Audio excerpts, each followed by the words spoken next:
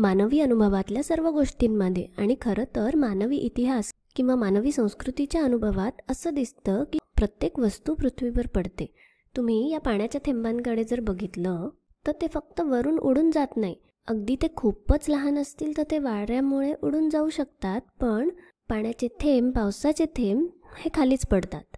आपल्याला अशा कोणत्याच वस्तू माहिती नाही आहेत ज्या हवेत तरंगतात. सगळं काही खाली पडतं आणि हे पाणी फक्त खालीच नाही पडत, ते जमिनीवर आदळतं, साचतं आणि मग अजून रस्त्यावरून वाहत वाहत नाल्यामध्ये जातं. ते अजून खालच्या दिशेला जाण्याचा प्रयत्न करत असतं. तसंच समजा या सुयांकडे पहा. या सुयासुद्धा मी वरून खाली टाकल्या तर त्या खाली पडतात. खाली टेबलावर असलेली एखादी सुई अचानक काही वर उडत नाही, हो की नाही? आणि म्हणून हे असं काही आहे जे आपण नेहमीसाठी अनुभवलं आहे आणि हा आपल्या जीवनाचा मूलभूत भाग आहे की प्रत्येक वस्तू खाली पडते. आणि बहुतेक मानवी इतिहास किंवा मानवी संस्कृतीसाठी आपण याला फक्त एक गृहीत धरून स्वीकारलं आहे की प्रत्येक वस्तू खाली पडते, कारण आपल्यासाठी हा तर सृष्टीचा नियम आहे. याच्या उलट विचार करणं म्हणजे वेडेपणाच होईल.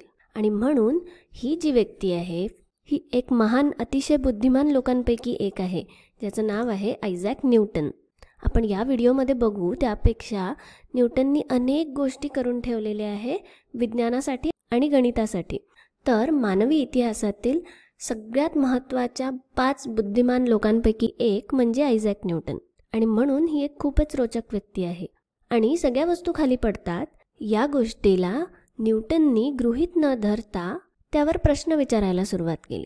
कसे प्रश्न? सगळ्या वस्तूंना खाली पडावंच लागतं का? आपण हे सृष्टीसंबंधी गृहीत मानलं पाहिजे का?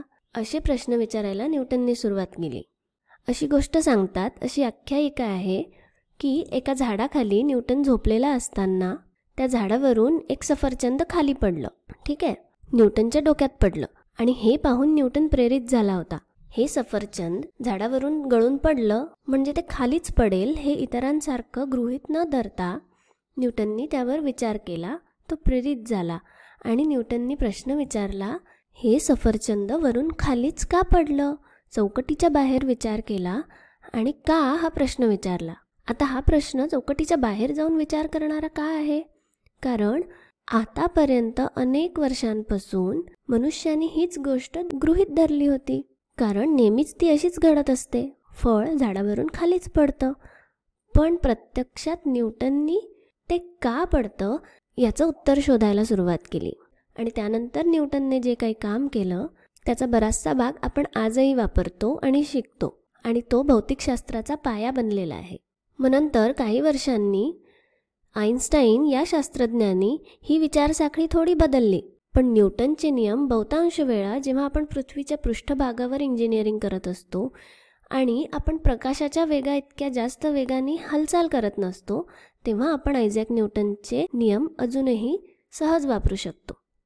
या सफरचंदाच्या गोष्टीमुळे न्यूटनने वैश्विक गुरुत्वाकर्षणाचा नियम मांडला किंवा त्याला वैश्विक गुरुत्वाकर्षणाचा सिद्धांतसुद्धा म्हणतात. तर मग न्यूटनच्या अभ्यासानुसार हे सफरचंद का खाली पडलं? त्याचं उत्तर आहे गुरुत्वाकर्षणामुळे.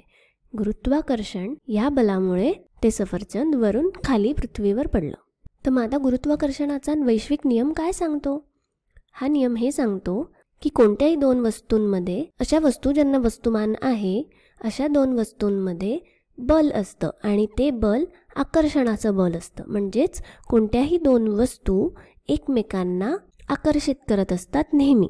तर समजा कोणत्याही 2 वस्तूंमध्ये F हे बल असेल आणि M1 आणि M2 हे 2 वस्तुमान असलेल्या त्या वस्तू असतील, तर F हे पहा अशा प्रकारे लिहू शकतो आपण, G गुणिले M1 M2 भागिले त्या 2 वस्तूंमधील अंतराचा वर्ग. आता पहा इथे आपण लिहून घेऊ. R आहे 2 वस्तूंमधील अंतर, M1 आणि M2 आहे त्या 2 वस्तूंचं वस्तुमान आणि G हा जो मोठा G दिसतोय आपल्याला तो आहे वैश्विक गुरुत्वीय स्थिरांक. हा एक खूप छोटा अंक आहे, खूपच छोटा. मग आता पृथ्वीवर पडणाऱ्या वस्तूंचा विचार केला तर या M2ला आपण पृथ्वीचं वस्तुमान आहे असं समजू. M1 हे समजा या सफरचंदाचं किंवा कुठल्याही वस्तूचं, पृथ्वीवर खाली पडणाऱ्या कुठल्याही वस्तूचं वस्तुमान आहे असं म्हटलं तर F हे बल पृथ्वी आणि या वस्तूमध्ये असतं. ठीक आहे. आणि अजून एक महत्त्वाची गोष्ट, इथे जेव्हा आपण R हे 2 वस्तूंमधलं अंतर आहे असं म्हणतो तेव्हा ते अंतर कसं मोजतात? ते अंतर त्या दोन वस्तूंच्या पृष्ठभागांमधलं अंतर नसतं. हे अंतर असतं दोन्ही वस्तूंच्या वस्तुमान केंद्रांमधलं. ठीक आहे, वस्तुमान केंद्र म्हणजे सेंटर ऑफ मास. त्या दोन्ही वस्तूंच्या वस्तुमान केंद्रांच्या मधलं हे अंतर r असतं. आता आपण असं करूया की इथे पृथ्वीच्या ऐवजी म्हणजे m2 वस्तुमान हे पृथ्वीचं वस्तुमान आहे असं न गृहीत धरता आपण ते पृथ्वीवरच्या दुसऱ्या दोन कोणत्या तरी वस्तूंचे वस्तुमान आहेत m1 आणि m2 असं गृहीत धरूया आणि गुरुत्वीय बल किती असेल याचा विचार करूया.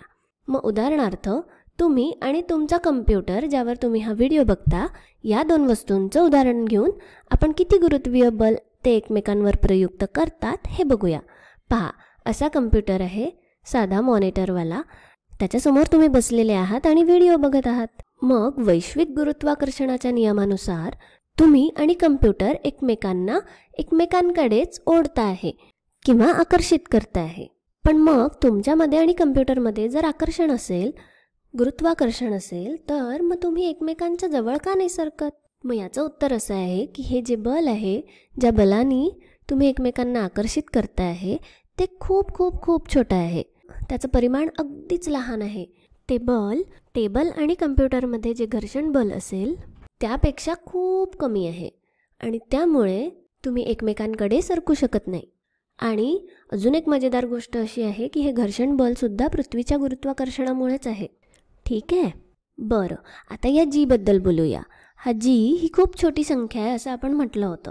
हा वैश्विक गुरुत्वीय स्थिरांक काय असतो ते पहा जीचं मूल्य असतं 6.67 गुणिले 10⁻11 आणि याचं एकक आहे न्यूटन मीटरचा वर्ग भागिले किलोग्रामचा वर्ग.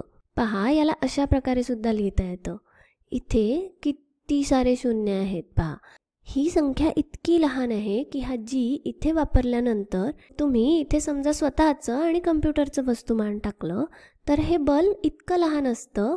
म्हणून मग आता तुम्ही समजू शकता की तुमच्यात आणि कम्प्युटरमध्ये हे जे बल असेल ते किती किती किती लहान असेल आणि म्हणून तुम्ही आणि कम्प्युटर किंवा कोणत्याही दोन वस्तू पृथ्वीवरच्या एकमेकांकडे अशा प्रकारे आकर्षित होत नाही.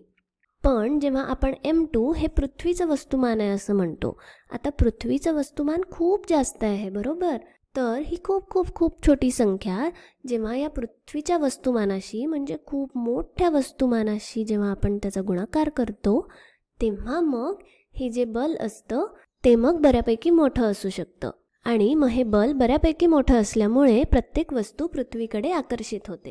तर या व्हिडिओमध्ये पृथ्वीचं वस्तुमान किती आहे हे काय मी तुम्हाला सांगणार नाही, ते तुम्ही तुमच्या पुस्तकामध्ये वगैरे शोधा. पण तुम्ही जर या सूत्रामध्ये पृथ्वीचं वस्तुमान m2 असं घेतलं आणि हा जो r आहे त्याला पृथ्वीच्या वस्तुमान केंद्रापासून तर पृथ्वीच्या पृष्ठभागापर्यंतचं अंतर आहे असं समजलं आणि मग जीचं हे खूप लहान मूल्यसुद्धा इथे वापरलं तर पहा आपल्याला काय मिळतं. पहा, आपण काय काय घेतलं, जी, r आणि m2. जी म्हणजे वैश्विक गुरुत्वीय स्थिरांक, r म्हणजे पृथ्वीच्या केंद्रापासून पृथ्वीच्या पृष्ठभागापर्यंतचं अंतर आणि m2 म्हणजे पृथ्वीचं वस्तुमान. या तिन्हीची मूल्य तर स्थिर आहेत. मग g गुणिले m2 भागिले rचा वर्ग असं सोडवल्यावर आपल्याला मिळतो एक छोटा g ज्याचं मूल्य असतं 9.8 मीटर प्रति सेकंद वर्ग आणि हे आहे गुरुत्वीय त्वरण पृथ्वीचं. याला आपण छोट्या जीनी दर्शवतो.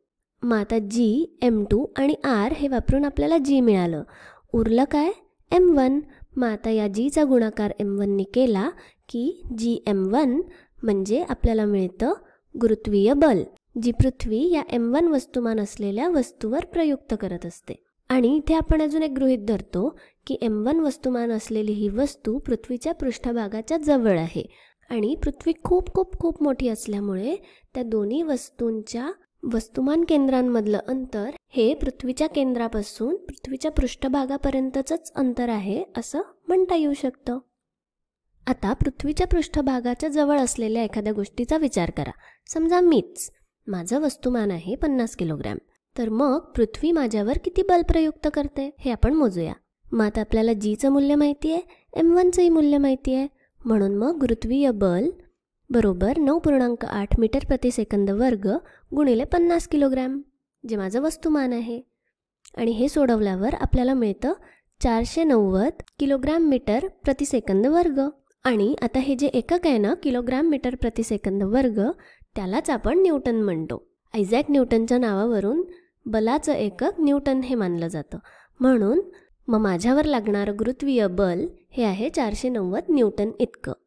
तर पृथ्वी ही माझ्यावर 490 न्यूटन इतकं बल प्रयुक्त करत असते. आता माझ्या अजून एक प्रश्नाचं उत्तर द्या. ही आहे पृथ्वी आणि या पृथ्वीच्या वस्तुमानाचा विचार केला तर त्याच्या तुलनेत आपलं वस्तुमान अगदी काहीच नाही, बरोबर. पण आता समजा इथे मी उभी आहे आणि पृथ्वी माझ्यावर 490 न्यूटन इतकं बल प्रयुक्त करते, बरोबर. आता माझा प्रश्न असा आहे की ज्या प्रकारे पृथ्वी मला तिच्याकडे ओढते आहे त्याचप्रमाणे मी सुद्धा पृथ्वीला माझ्याकडे ओढते आहे का? मी सुद्धा पृथ्वीवर बल प्रयुक्त करते आहे का?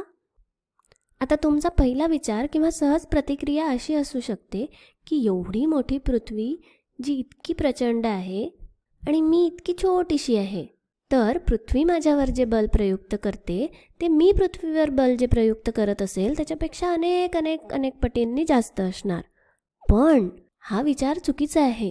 जितका बल पृथ्वी माझ्यावर प्रयुक्त करते तितकंच बल मी सुद्धा पृथ्वीवर प्रयुक्त करते.